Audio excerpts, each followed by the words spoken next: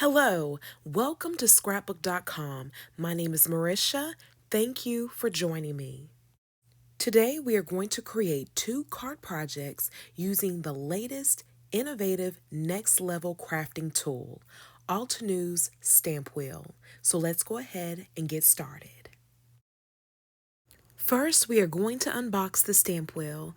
Included in the box, you will find the stamp wheel clear plate, sticky mat, and base. I'm now removing the protective film, which will reveal a crystal clear flip plate.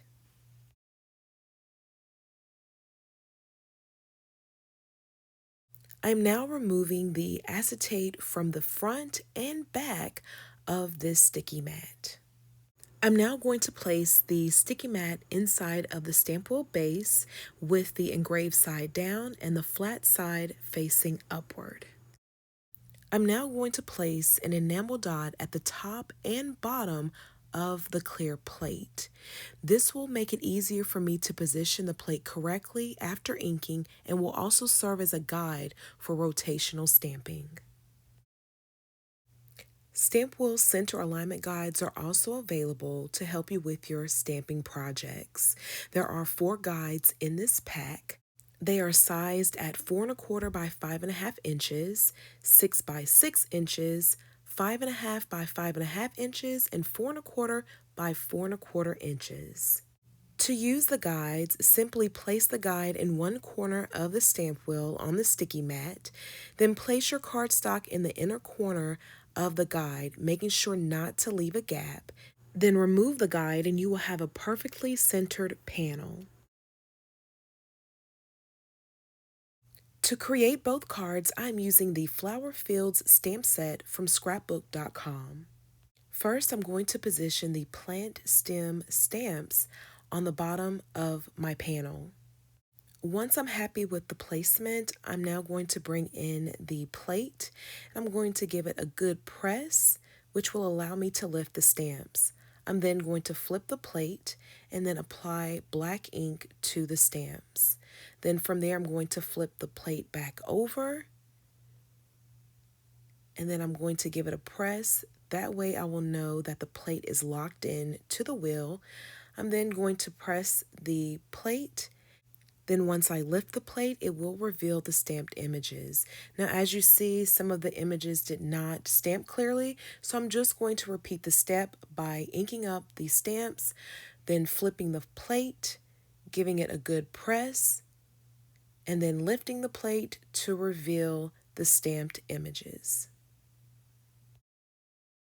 I'm now positioning the flower stamps on the stems, and then from there I'm going to bring back in the plate. You will notice that I did not remove the stems because I'm going to show you a tip.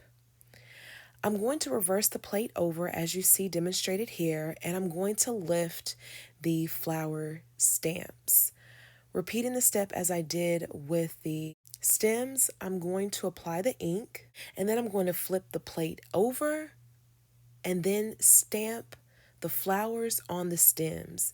My first tip is this is a great way to mass produce cards. Just simply position your stamps as you see demonstrated right here. Stamp your stems first, then flip it and stamp your flowers and just keep going. The next tip is you can mirror images with the stamp wheel.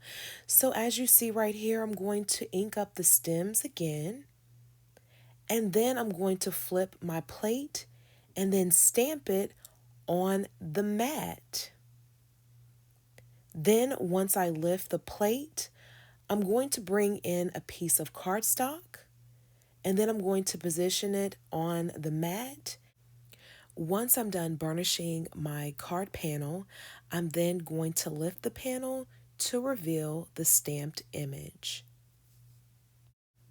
Let's do a side-by-side with my original stamped images. Look at how neat that is. And just to see how crisp and clear the mirrored images came out to be once I burnished the cardstock. Very neat. I cannot wait to create more projects with the mirror image technique. Staining is normal with the use of certain ink colors. So to properly care for my mat, I am going to spray it with water and I'm going to bring in a paper towel to gently wipe the mat. I could also wash it, allow it to air dry, or dab it with a lint-free cloth, and I also have the option to clean it with a wet wipe. Using Scrapbook.com's Thank You number 3 word die set, I selected the thank you sentiment and I die cut the sentiment off camera. I also used Lawn Fawn's stitched rectangle die to die cut my panel down to size. I'm now going to position the sentiment on my panel. Once I am happy with the placement, I am going to use liquid adhesive to adhere the sentiment to my panel. To add some splatter to the panel, I'm going to bring in my black ink and I'm going to spritz it with some water. And then using my paintbrush, I'm going to give the paintbrush a few taps to tap some splatter on the panel. Once I adhere the panel to a black mirrored mat, I'm then going to adhere the card front to an A2 top folding standard sized card base, making this card complete. For the next card, we're going to create a wreath card. So I'm going to bring in the center alignment guide to help me position the panel on the mat. This will ensure that the panel is perfectly centered on the mat. Once I am done selecting the stamps that I'm going to use to create the wreath, I'm going to bring in Catherine Pooler's Serenade and Grass Skirt ink. I'm then going to ink up the stamp, flip the plate, and then give it a good press.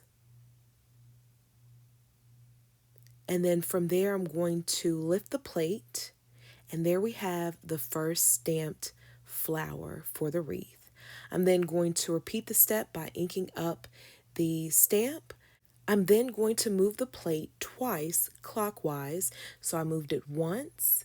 I'm now going to move it one more time, and then I'm going to give it a good press. Then I'm going to lift the plate to reveal my stamped image. And I'm going to continue repeating this step until the wreath is complete. So I'm going to ink up the stamp, then move the plate twice, and then stamp the image. And as you see, my wreath is complete. I decided to add a few more stamps to complete the wreath, so I'm just going to repeat the last steps. I'm going to position the stamps on the panel. I'm going to ink up the stamps, and then from there I'm going to stamp the first image. Then I'm going to lift the plate, ink the stamp again, and then move the plate clockwise twice, and then stamp the image again. And I'm going to keep going until the wreath is complete. I could have positioned this set of stamps beside the flower stamp that I stamped first to create the wreath, but once I looked at the panel after I stamped the flowers, I thought something is missing. I need to add something else. Once I am done creating the wreath, I'm going to repeat the steps that I used to create the first card by die cutting the panel down to size with the stitched frame die. I'm then going to add the sentiment, and to add a final touch to the card, after I apply the splatter, I'm going to add pearl embellishments to the center of each flower, making this card complete. Thank you so much for joining me on today. I appreciate you for stopping by. All of the products that are used in today's tutorial are listed and linked below. Don't forget to subscribe, click the thumbs up button and the notification bell.